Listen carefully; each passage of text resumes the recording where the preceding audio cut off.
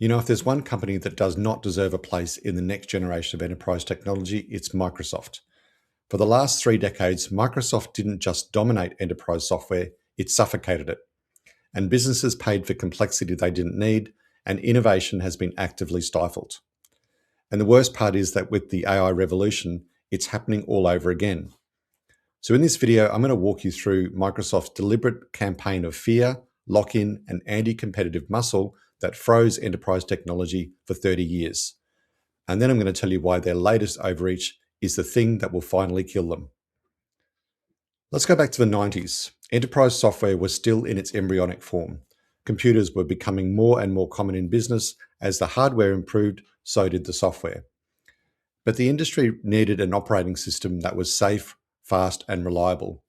And the best idea at the time was something called OS2, which was technically far superior to Windows in almost every measurable way. OS2 was a joint project with Microsoft and IBM until Microsoft decided owning the platform mattered more than sharing it. And that's because Microsoft had a much bigger ambition. They wanted a Windows computer on every desk in every home, so their strategy wasn't to compete, it was to dominate. And the tactic they used to do it was FUD, fear, uncertainty, and doubt. Their sales teams didn't just sell Windows, they told the industry that choosing anything else was a career risk, that their competitors were financially unstable, that their software would be unsupported, and that their integrations would fail. And then when FUD alone wasn't enough, they leveraged their relationships to make sure that Windows came pre-installed on every machine that was shipped, effectively locking out the competition before the customer ever made a choice. The US Department of Justice called it what it was, anti-competitive behavior. The 1998 Antitrust case laid it all out in black and white. Microsoft used its monopoly in operating systems to strangle the browser market. Netscape didn't lose because Internet Explorer was better. Netscape lost because IE was free and pre-bundled. Innovation didn't win, distribution did.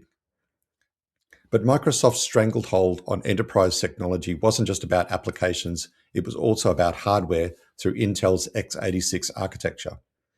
Microsoft and Intel effectively formed a comfortable duopoly called Wintel, Windows plus Intel. Two monopolies, one ecosystem, and near zero competition. The problem is that the x86 architecture was already out of date when that happened. That was designed in 1978, back when the world was a whole lot simpler. And for 2 decades, neither Microsoft nor Intel had any real incentive to change course. Why would they? It was a lock-in business model and they were raking it in.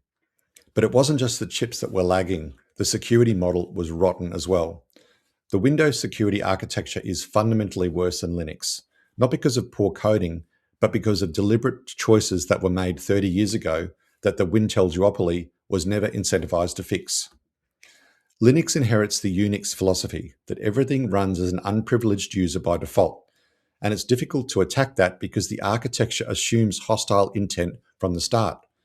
But Windows was designed for a world with a single user PC where this kind of security stuff just slows you down. In the original Windows design, every application ran with the same privileges as a user, and for years that user was an administrator. So the consequence of those early design choices is a 30-year legacy of structural vulnerability. It's no coincidence that viruses and the entire ransomware industry runs almost exclusively on Windows endpoints. That's a predictable outcome of a security architecture that was never designed to be safe. There's a saying in the pharmaceutical industry, the worst thing you can do is kill a patient, but the second worst thing you can do is cure them because there's no money to be made in either. So Microsoft didn't cure the problem, they built an entire industry on top of it. Windows Defender, Microsoft Sentinel, Azure Security Center, Purview. They now charge enterprises a significant premium to protect them from a threat that Microsoft's own architectural decisions created in the first place. And by any honest measure, that's one of the most audacious protection rackets in corporate history. The Wintel duopoly didn't just stifle innovation, they made enterprise world measurably less safe, and then they sold you the cure as well. Let's fast forward to today, and the FUD machine hasn't been retired, it's been upgraded. Microsoft tells us that AI is transforming every industry. Your competitors are moving, and if you don't adopt Copilot, you'll fall behind. Your people will be less productive, your data will be siloed, and your workflows will become obsolete. This should sound familiar. It's the same script from 1995. Different technology, but same fear and same manufactured sense of urgency. It's the same pressure for you to sign on the dotted line before you've had a time to think. And just like in the Wintel era, the technical reality is being buried under the marketing narrative. Microsoft has poured billions into OpenAI, wrapping their experimental technology inside the Microsoft 365 stack, and they've priced it as though it's some kind of proprietary breakthrough. But they then folded Copilot licensing into your subscription, so your costs go up whether your team uses it or not. This is textbook bundling, and they're doing it again today, but this time with AI as the vector. Independent surveys consistently show that Microsoft Copilot adoption rates are, to put it kindly, mixed.